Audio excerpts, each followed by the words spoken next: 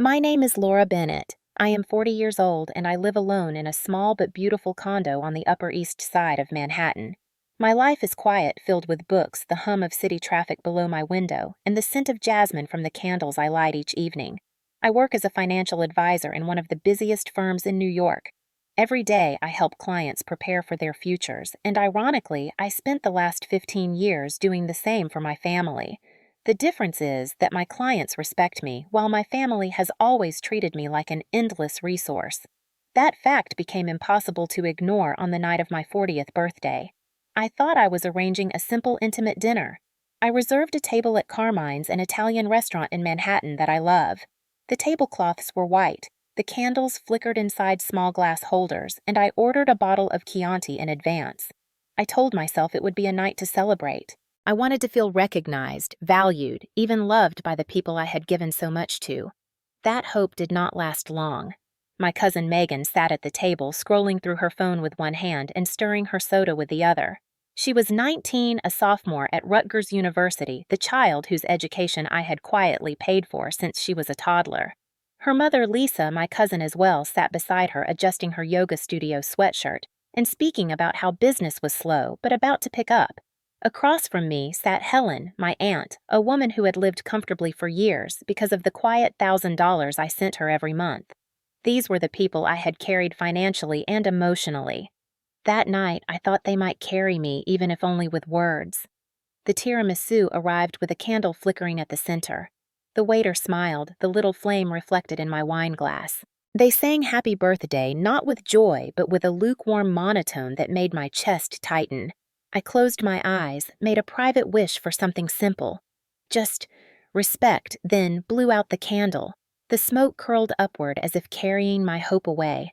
My Aunt Helen smiled her usual polite smile. Lisa tapped the waiter to ask for the check, even though she knew it would come to me, and Megan finally looked up from her phone. She stared at me with the kind of casual disdain that only a teenager can perfect. Then she opened her mouth and released a sentence that sliced straight through me. Still alone at 40. That is kind of pathetic. The words hung over the table like broken glass. There was no hesitation, no awareness of how cruel they were. They were spoken as if they were simply facts. I waited. I waited for Lisa to correct her daughter. I waited for my aunt to frown and scold her. I waited for one of them to tell me that I was more than my relationship status. Instead, Lisa shrugged, a gesture of silent agreement. Helen looked at me, her eyes calm, and then she nodded, slowly. A nod that carried the weight of decades. A nod that said, yes, Megan is right. A nod that shattered something inside me. In that moment, it was not only Megan's sneer I felt. It was years of dismissal condensed into one exchange. My MBA, my six-figure salary, my condo bought with my own money, none of it mattered.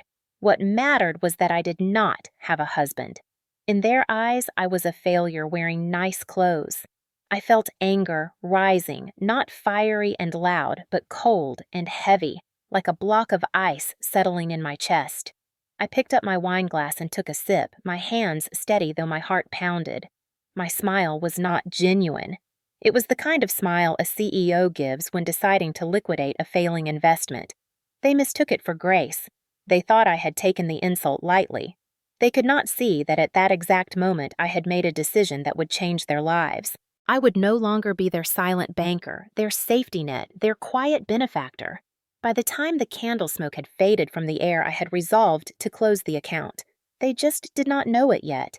For anyone on the outside looking in my life seemed charmed. I was a certified financial planner working with Merrill Lynch in New York City.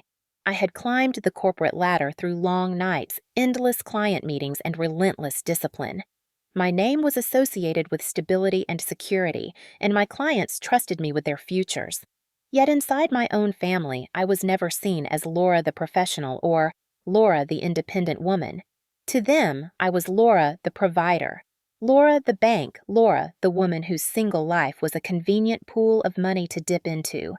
For years, I convinced myself that this was what family was supposed to be, that helping them was proof of my love, that their dismissals of my achievements were harmless slips of tradition. The reality was different. When my cousin Lisa wanted to buy a house in Queens, she came to me. She and her husband had poor credit, too many late payments on their record, and not enough savings. I wrote a check for $50,000 to cover the down payment. She called it a loan.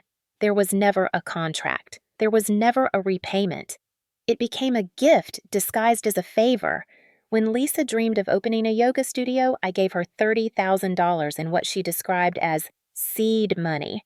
She called it an investment. There was never a share of profit. There was never a financial report. There was only silence. When Megan needed braces as a child, I paid for them. When she wanted a prom dress, I covered it. When it was time for college, I opened a 529 plan in her name and contributed to it every month.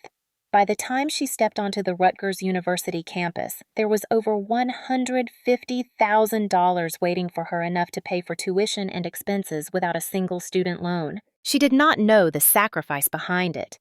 She thought her parents had made it happen. She scrolled through social media with the casual confidence of a girl who never worried about bills, never realizing the debit card she used on weekends to buy Starbucks and brunch was tied directly to my checking account. Then there was my Aunt Helen. After my uncle passed away, she lived on his modest pension and Social Security. It was not enough to sustain her lifestyle.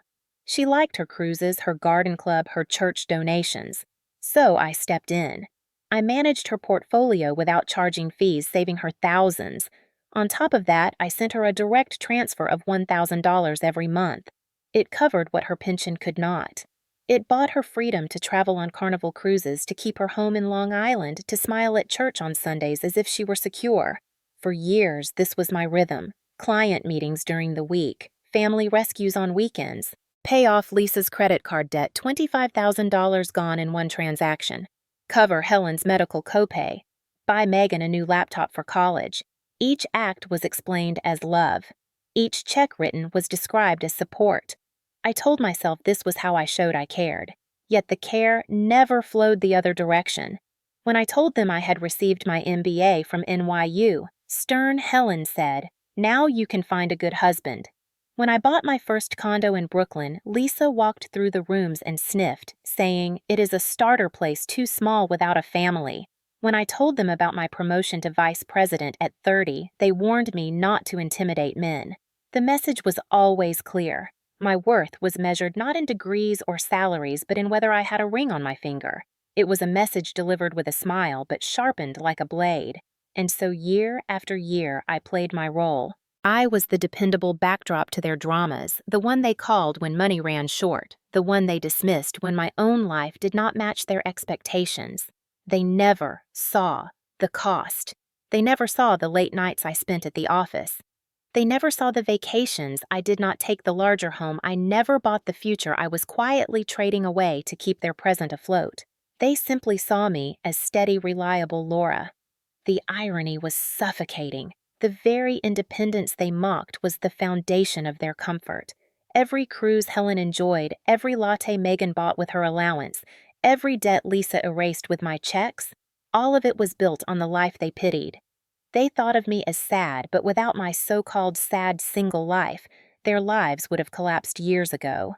The dinner should have been a celebration. 40 is a milestone in any culture, a moment to reflect on what has been built, what lies ahead, and who stands by your side. I had hoped that despite everything my family might offer me, at least a gesture of warmth. Instead, what I received was the sharp edge of truth delivered without hesitation. When Megan lifted her eyes from her phone and let the words fall into the air, they did not sound like a joke. They were flat, blunt, and cruel. "Still alone at 40, that is kind of pathetic." It was not only the sentence itself that pierced me, it was the silence that followed, a silence that screamed louder than any insult. Lisa gave a small shrug, the kind of shrug that says, "It is true and not my problem." Helen's nod was even worse. It was slow, deliberate, and devastating. That nod was not careless. It was a verdict, a judgment carried by the woman who had once promised my father she would look after me. In that nod, I saw decades of dismissal. It was as if every achievement, every sacrifice, every check I had written had been erased. The candle on my tiramisu sputtered out, leaving a faint curl of smoke, and in that fading light, I realized I had been a fool. I had thought money equaled love. I had believed support would earn respect, but in their eyes, independence was not strength. It was failure. They wanted a ring, a husband, children at the table. Without that, I was a ghost in their story, valuable only for what I could provide. The irony was suffocating. Megan's college tuition was fully covered because of me. The very phone she used to mock me was paid for by my account. Lisa's home, the one she bragged about to her friends, existed because of the down payment I had given. Helen's comfort in retirement was secured by my management of her investments. Yet here they were looking at me not as a woman of worth, but as a problem, a cautionary tale, someone to pity. My chest tightened with a cold anger. It was not the hot kind that makes you shout across a table. It was the kind that freezes your veins, that forces clarity, that sharpens vision. I smiled, not a smile of joy, but of finality. They mistook it for calm acceptance. Lisa's shoulders loosened as if she believed the jab had landed without consequence. Helen sipped her wine, convinced her quiet disapproval had gone unnoticed. Megan returned to her phone, already dismissing me as irrelevant. They had no idea that in that moment a decision had been made. I would not argue with them. I would not cry. I would not plead for respect. I would do what I did best. I would act with precision. I would make a choice that could not be undone. The bill arrived. As always, it was handed directly to me. Without hesitation, I placed my credit card on the tray, paying for the very dinner where I had been ridiculed. It was a fitting metaphor. I had been paying for their lives for years while they mocked the life I had built. When the waiter returned, I smiled politely, gathered my purse, and rose from the table. I drove them home, listening as they chattered about weekend plans that I was implicitly expected to finance. Megan wanted a shopping trip. Lisa needed new mats for her yoga studio.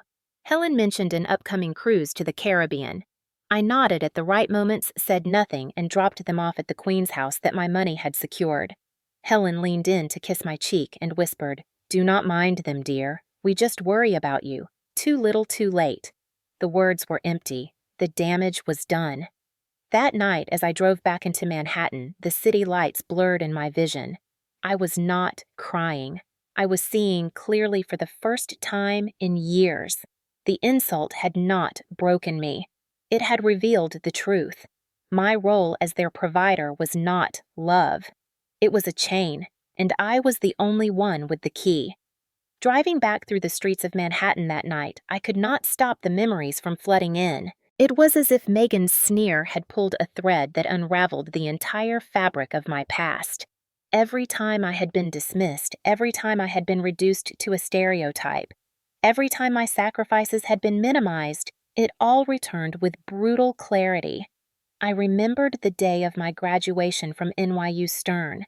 It should have been one of the proudest days of my life. I walked across the stage, accepted my MBA with honors, and looked out into the crowd, searching for the faces of my family. Afterward, I found them near the steps clutching flowers and programs. I expected praise, or at least a moment of pride. Instead, my Aunt Helen smiled gently and said, "That is wonderful, dear. Now you can find a good husband with a stable job." The words hit me like a bucket of cold water. My achievement, years of study and debt and determination, was instantly reframed as nothing more than a stepping stone to marriage. My cousin Lisa rolled her eyes and muttered, "I do not need a fancy degree to be happy." She was dating the man she would later marry, and in her mind, she had already secured the true prize.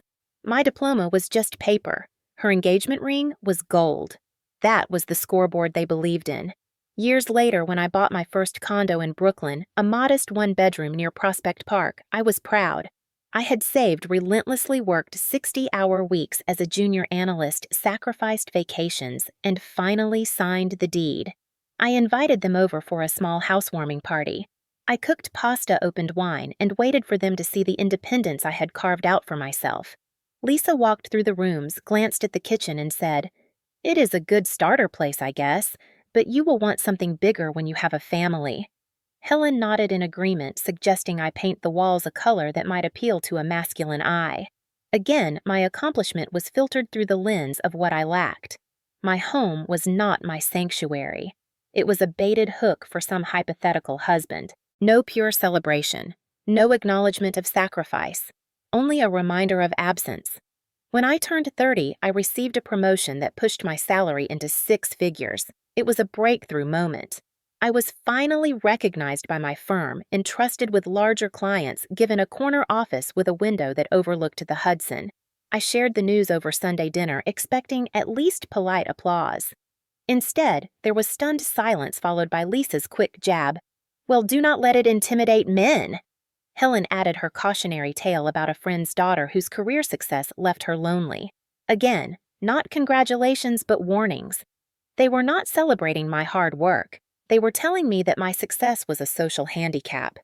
Meanwhile, I was quietly paying off Lisa's $25,000 credit card debt, a result of a failed online boutique.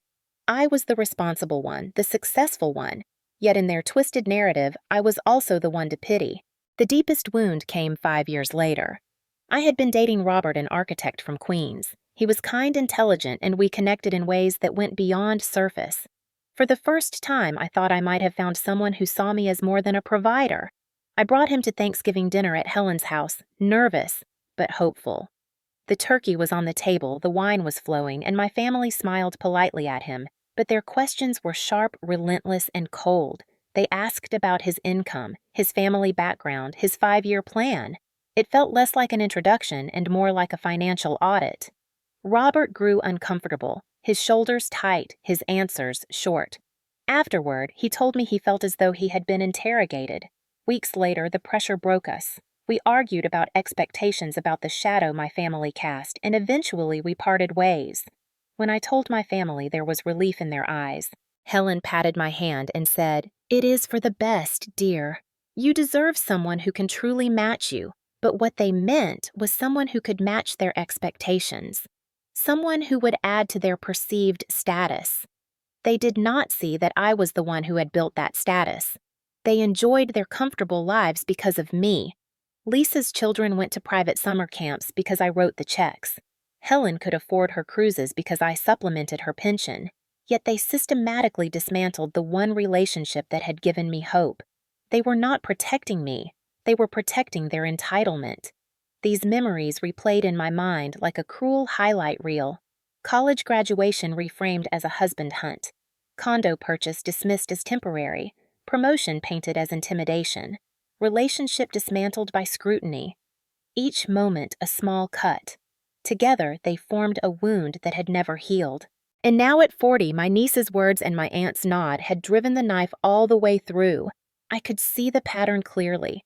I had not been a daughter to be proud of or a cousin to celebrate. I had been a utility. They measured my worth by the checks I wrote, the transfers I scheduled, the luxuries I enabled. My single life was not respected. It was exploited. And the cruelest irony was that the very independence they mocked was the foundation of their comfort. Without me, Lisa would have lost her house. Without me, Megan would have been drowning in student loans. Without me, Helen would have been living in fear of outliving her savings. They criticized me for being alone while leaning entirely on the fruits of my solitude. As I drove past the glowing skyline of Manhattan that night, I realized something had changed. Their insults no longer hurt the way they once did. They had transformed into evidence. Evidence of a truth I had denied. I was not loved for who I was. I was valued for what I gave. And that truth lit a fire inside me. It was not a fire of revenge alone. It was a fire of clarity. I had allowed this pattern to continue for 2 decades. I had excused them as insecure, as old-fashioned as just being themselves. But excuses are just chains by another name. And I was done wearing chains. That night, when I returned to my condo, the city was alive with its usual chaos, taxis, honking sirens wailing in the distance. But inside my apartment, it was silent. The kind of silence that felt both suffocating and liberating. I set my purse on the counter, slipped off my heels, and stood in the middle of my living room, staring at the skyline through the window. I did not cry. I did not scream. The anger inside me had already crystallized into something sharper. Something steadier. It was not rage. It was resolve. I walked into my small home office, the space where I usually worked on client portfolios, and opened my laptop. The glow of the screen reflected off the glass of wine I poured. I opened a blank Excel sheet and typed in the title, Family Support Past 15 Years. The words alone made me feel both ridiculous and furious. I began listing every payment, every check, every automatic transfer I could remember. My fingers flew across the keyboard as if each keystroke could erase a piece of their entitlement. Down payment for Lisa's house in Queens, $50,000. Seed money for yoga studio, $30,000. College savings plan for Megan, over $150,000. Direct monthly transfers to Helen, $1,000 for 10 years, $120,000. Debt payoff for Lisa's failed boutique, $25,000. Miscellaneous payments for braces, laptops, cruises, car insurance, phone plans, countless smaller sums that added up to a staggering number. When I finished, the total stared back at me in black and white. $400,000. $400,000 of my own future liquidated to sustain theirs. The number made my chest tighten, but it also cleared the fog. I was a financial advisor. I lived by numbers. Numbers did not lie. And these numbers told the truth I had been refusing to face. I had not been generous. I had been complicit. I had allowed them to see me not as a person, but as a function that wired money, a function that solved bills, a function that required no respect. I leaned back in my chair and let out a long, slow breath. It felt like sitting at the edge of a cliff and finally deciding to step away from the drop. I picked up my phone and scrolled through contacts. Lisa, Megan, Helen. Each name felt like a weight. I could have called one of them that night, demanded an apology, demanded recognition. But I knew what would happen. They would argue. They would deflect. They would accuse me of being dramatic. They would remind me of family obligations. And then, when the storm of words passed, they would ask for money again. The cycle would continue. No. I would not beg for dignity. I would not ask them to value me. I would take action in the only language they had ever truly understood: money, or rather the absence of it. My career had taught me discipline. When markets crashed, I did not panic. I strategized. When clients made poor decisions, I corrected them with data and structure. I would apply the same to my family. This was no longer about emotion. It was about restructuring a failing investment portfolio, and the failing assets were my relatives. I sipped my wine, clicked save on the spreadsheet, and opened a legal pad. In the center, I wrote my name, Laura, in a circle. From it, I drew 3 branches with names at the end: Lisa, Megan, Helen. Under each, I listed the ties that bound us. For Megan, a debit card linked to my account and a $529 college fund. For Lisa, car insurance bundled with mine phone plan under my name, unpaid loans never documented. For Helen, a recurring bank transfer and free portfolio management. Each tie was a lifeline they depended on. Each tie was also a chain wrapped around me. I stared at the diagram, the lines connecting me to them like strings on a marionette. I realized I had been the puppet master and the puppet all at once. Tonight, that would change. I wrote next to each line a single word: cut, cut, cut. The clarity was intoxicating. I knew exactly what needed to be done. Tomorrow morning, as soon as the banks opened, I would begin. By the time the sun set again, their world would be different. They would learn to stand on their own feet or fall without my net. Either way, I would no longer carry them. The ice that had formed in my chest began to melt, replaced by a fire that spread through my veins. Not rage, not vengeance. Freedom. For the first time in years, I felt the weight lift. I closed the laptop, finished my wine, and whispered into the silence of my apartment as if sealing a contract. It is over. The next morning, I woke before sunrise. The city outside my window was still dim, only the glow of streetlights reflecting on wet pavement from an early drizzle. I brewed black coffee, no sugar, no cream, just sharp and bitter like the clarity inside me. I showered, dressed in a crisp blouse and slacks, as if I were preparing for a client meeting, and sat at my desk with the legal pad from the night before. The diagram of ties was still there, each line marked with the word cut. I felt like a surgeon about to operate. Precision would be everything. At 8 o'clock sharp, the banks would open. I rehearsed the conversations in my head, polite, calm, efficient. There would be no emotion, only transactions. At 7:55, I dialed the number for Chase Bank. A representative answered with cheerful professionalism. I explained that I needed to report a debit card as lost and freeze it immediately. I gave the number, the one Megan had used freely for years without ever knowing whose account it truly came from. Within minutes, it was done. No more brunches on my dime. No more impulsive Amazon orders sliding silently onto my statements. Then I requested that the authorized user, Megan Carter, be removed entirely. The representative typed quickly and confirmed. The card was gone, access revoked. One lifeline severed. I thanked her, hung up, and felt the air in my lungs loosen. The first cut was complete. Next came the 529 plan. I logged into the Vanguard portal where I had contributed faithfully for nearly 2 decades. Megan's spring tuition payment was pending. With a few clicks, I canceled it. An automated pop-up asked if I was sure. I clicked yes. Then I drafted a message to the plan administrator requesting paperwork to change the beneficiary citing changed personal circumstances. It was the most impersonal way I could phrase what had once been a gift of love. Another cord cut. By 9:30, I was dialing Geico. My policy bundled Lisa's car with mine. For years, I had paid her insurance because she claimed it was cheaper that way. Now I instructed the agent to remove her and her vehicle at the end of the billing cycle. I asked for a formal confirmation letter to be sent to my email. My voice was firm, steady, almost cold. This was business. The agent complied without question. Lisa would soon receive her notice. Another cord gone. At 10:15, I called Verizon. The automated menu fought to keep me in circles, but I was patient. My coffee refilled my notes in front of me. When I finally reached a representative, I explained that I wanted to alter my family plan.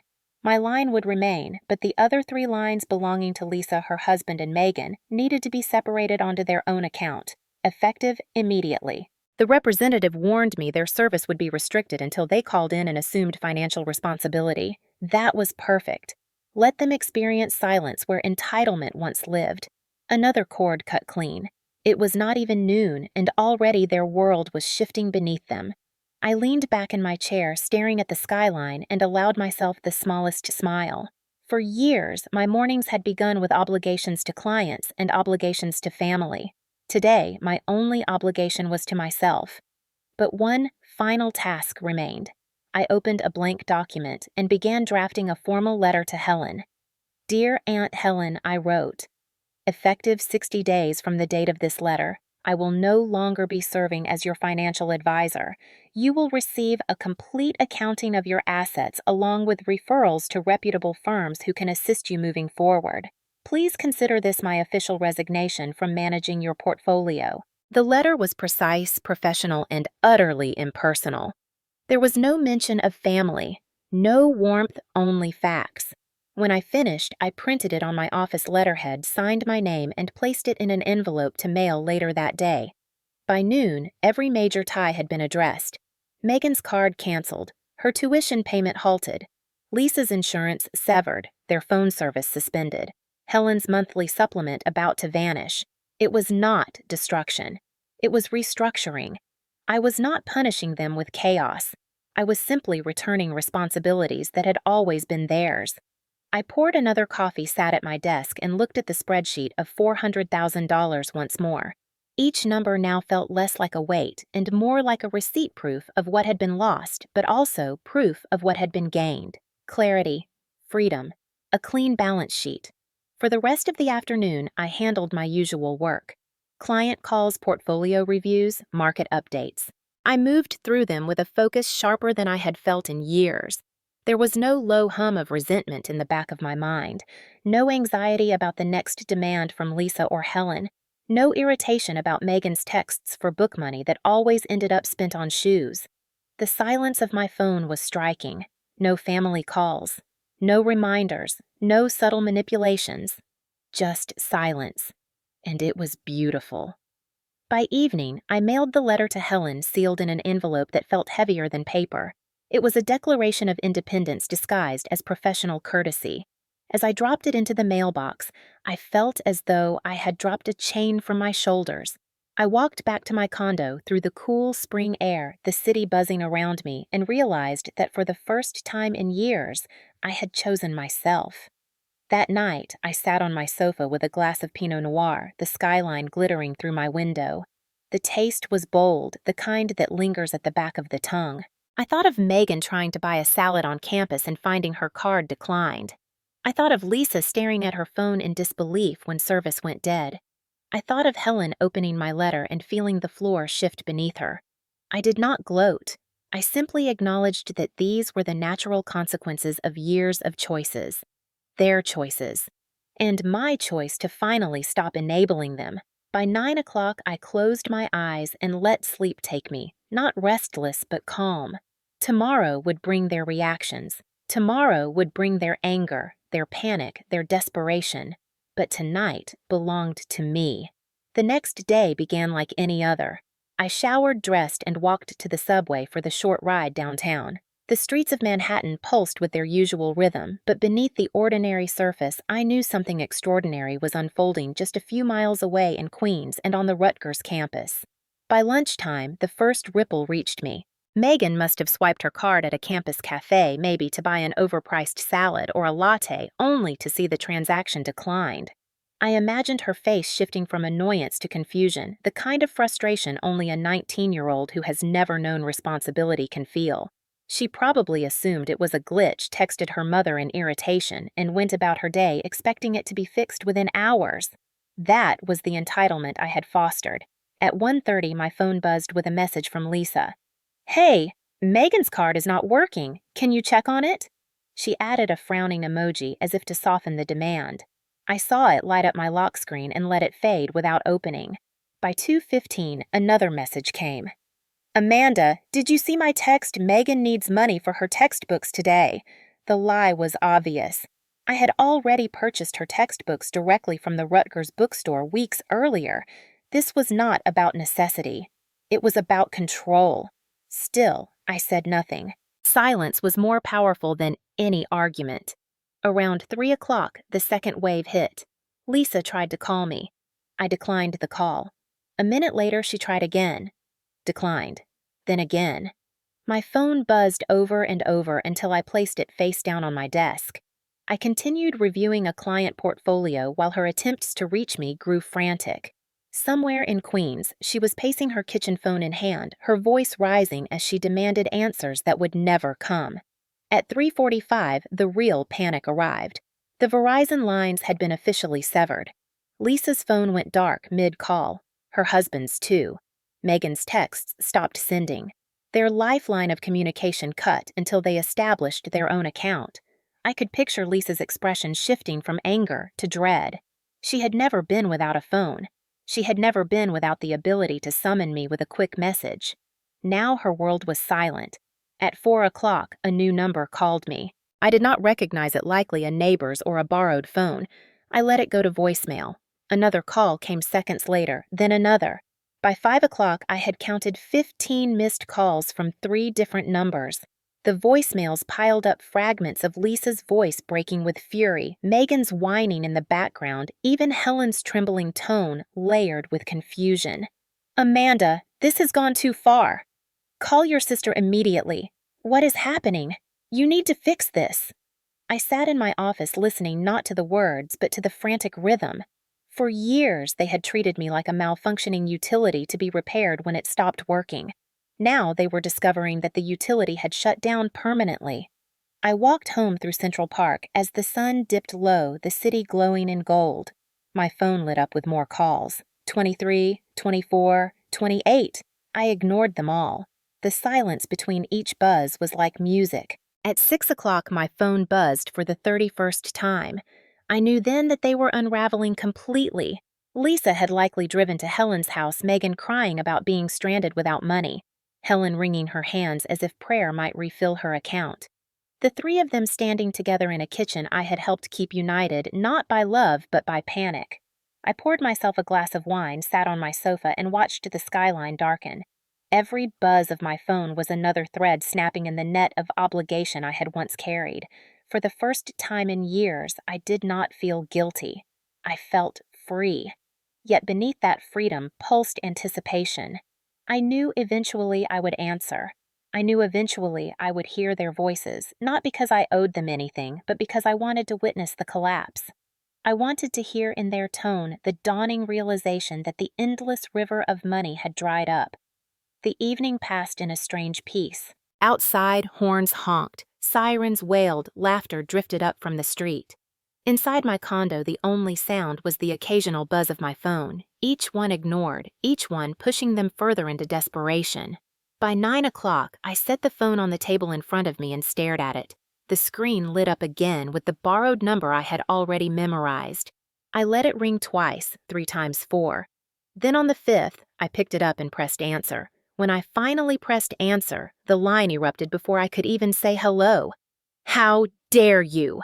Lisa's voice shrieked so loud I pulled the phone slightly away from my ear.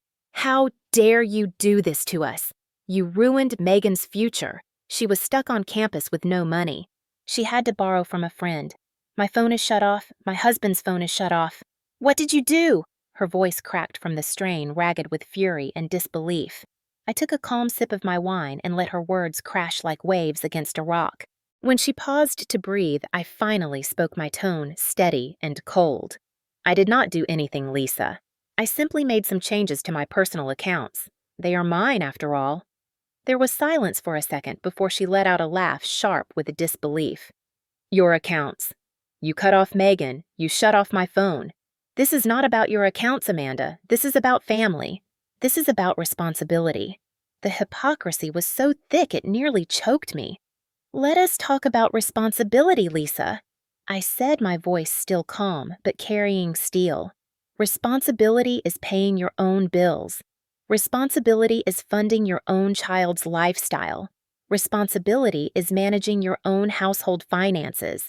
For the past 15 years, I have been carrying your responsibilities, and I have decided to stop. Her sputtering rage was immediate. "We had an arrangement. You have the money. You are supposed to help us. That is what family does. Family also respects each other." I shot back my composure, cracking just enough for the anger to pour through. Family does not mock you at your own birthday dinner. Family does not shrug when a teenager sneers at your life. A mother figure does not nod in agreement when her niece calls her cousin pathetic for being single. The line was silent except for heavy breathing. Then another voice came through. "Amanda." This is not the way Helen said, her voice trembling with rehearsed disappointment. "You have hurt your sister and your niece deeply.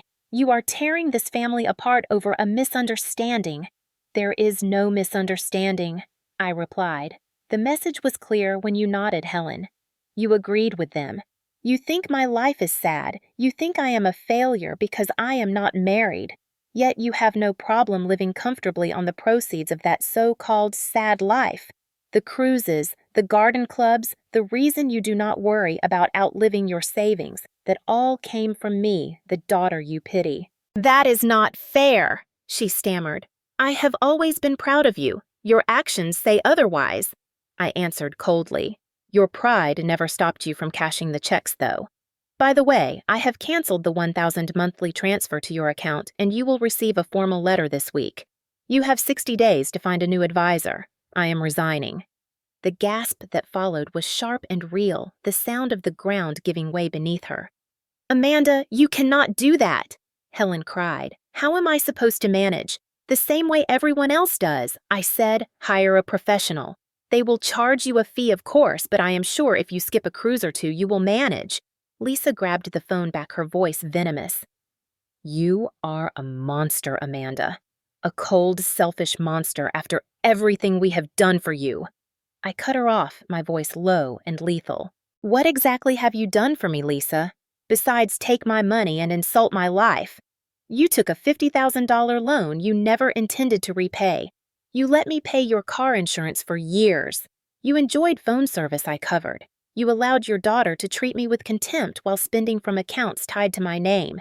You have not done anything for me. You have drained me. The well is dry. I rose from the sofa and walked to the window, the city lights glittering below. Here is what is going to happen, I said, shifting into the tone I used with clients when final decisions had to be made. You and your husband will call Verizon and set up your own account. You will secure your own car insurance. You will be responsible for Megan's tuition and spending. The 529 plan still holds funds, but I will not be authorizing any more payments. As for you and Helen, you will live within your means. I am done. The silence on the line stretched long and heavy. I could picture them standing in Helen's kitchen, stunned into silence, the full reality dawning on them. The endless river of money had not only been dammed, it had been diverted permanently. Finally, Lisa's voice returned softer, but poisonous. You will regret this, Amanda. You will die alone, and you will regret it. I smiled genuinely for the first time that day. No, Lisa, I will not. Being alone is 1,000 times better than being used. Goodbye. I pressed end and blocked their numbers one by one. My phone screen went still, no more buzzing, no more flashing. Just quiet. I set it on the table beside me and leaned back on the sofa, the skyline filling my vision. For the first time in decades, I felt the weight fall away. They could rage, they could curse, they could collapse under the weight of their own responsibilities. But I was free. The days that followed the confrontation were strangely quiet. My phone, once a constant source of buzzing demands, sat silent on the counter. There were no more texts about tuition deadlines, no reminders about bills due, no polite but pointed notes from Helen about an upcoming cruise deposit.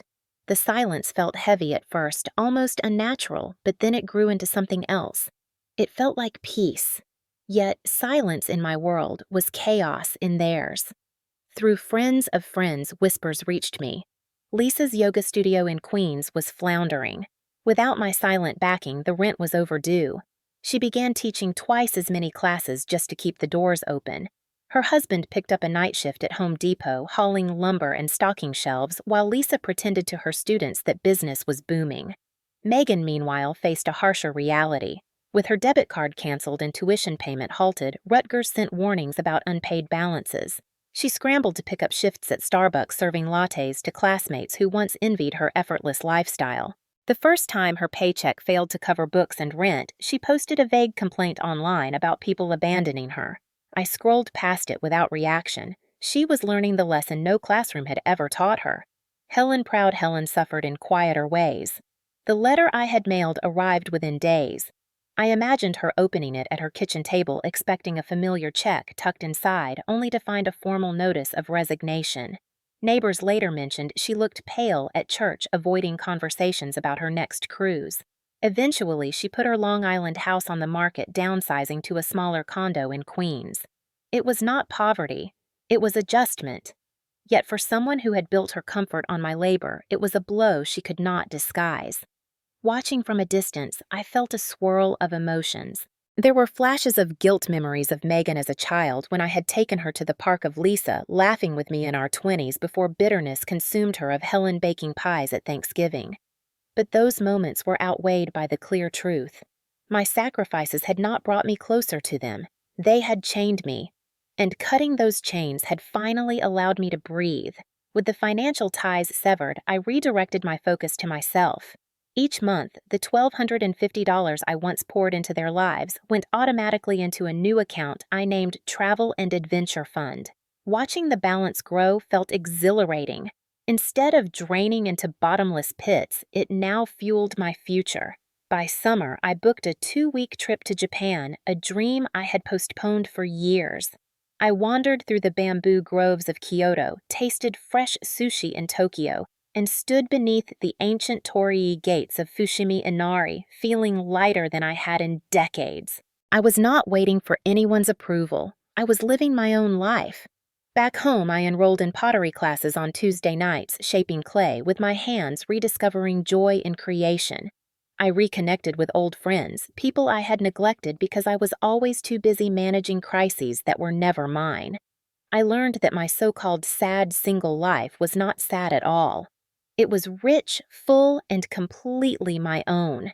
6 months later, an email appeared in my inbox from a name that made my chest tighten. Megan. The subject line read an apology. Her message was awkward, halting, but surprisingly sincere. She admitted that the past months had been a reality check. She had been forced to work to budget to see her parents struggle without my endless safety net.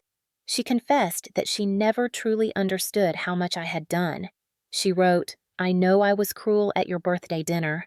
I was a stupid, entitled kid, and I am sorry." I read the email twice, then a third time, feeling a mix of sadness and strange relief. I replied simply, "Thank you for your apology, Megan. I appreciate it. I wish you the best." Nothing more. Forgiveness did not mean forgetting. The door would not reopen. She needed to build her own life as I was building mine.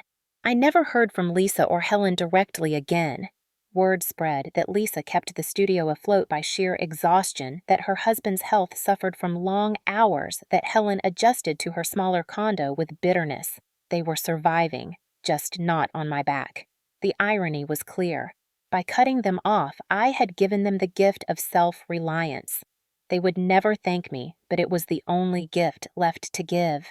On a quiet evening months later, I sat on my sofa with a glass of Pinot Noir in hand and looked out at the Manhattan skyline glittering in the distance. The city was alive, restless as always, but inside my condo, there was peace. For years, I had mistaken silence for loneliness, but now I understood silence was freedom. No more buzzing phone full of demands, no more manipulative texts, no more guilt disguised as concern. Just me, my life, my choices. I thought back to the moment Megan sneered at me in Carmine's restaurant, her words sharp and cruel, and I realized that night had been a gift. Without her careless remark and without Helen's confirming nod, I might never have found the courage to cut the chains. The insult that was meant to diminish me had set me free. The consequences had been real. Lisa exhausted herself to keep her yoga studio open, her husband working long hours at Home Depot to fill the gaps. Megan, once the carefree college student living on my dime, now balanced classes with shifts at Starbucks, finally tasting responsibility. Helen stripped of her monthly cushion, sold her house, and settled into a smaller condo. Her illusions of endless comfort shattered. They survived, but on their own. Meanwhile, I flourished. I traveled to Japan and stood in the quiet temples of Kyoto, feeling the weight of centuries around me. I walked through Tokyo's neon streets at night, anonymous and unburdened. I returned home and took pottery classes, my hands shaping clay into bowls and vases that lined my shelves as daily reminders that creation comes from choice, not obligation. My travel and adventure fund grew each month, a symbol of redirected energy. I reconnected with friends who valued me not for what I gave, but for who I was. I laughed freely, something I had not done in years.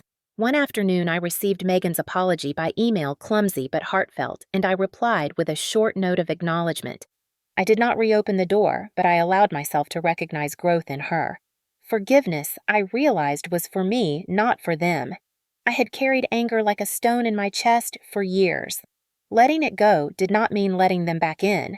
It meant freeing myself from the poison of resentment. Lisa and Helen never reached out. Their pride would never allow it. And that was fine. I no longer needed validation from people who had only seen me as a wallet with a heartbeat. I had validated myself by choosing my own future. As the months turned into a year, I saw with perfect clarity what my worth truly was. It was not defined by a ring on my finger or children at my table. It was not determined by whether my relatives approved of my choices.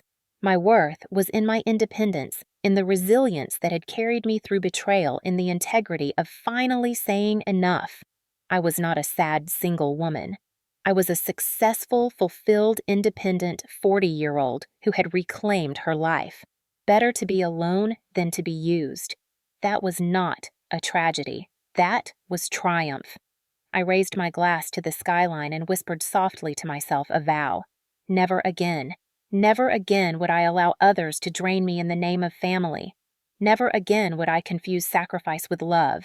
I had chosen myself, and in doing so, I had chosen freedom. To anyone listening, to anyone who has ever been dismissed, pitied, or exploited by those who should have loved them most, I say this: You are not a failure for standing alone. You are not pathetic for protecting your peace. Your worth is not measured by the approval of toxic relatives, but by the strength it takes to cut them off. Sometimes the most powerful word in the English language is no. I leaned back, savoring the wine, the taste bold and lingering, and I smiled. My life was mine. My future was mine. My happiness was mine. And there was nothing sad about that.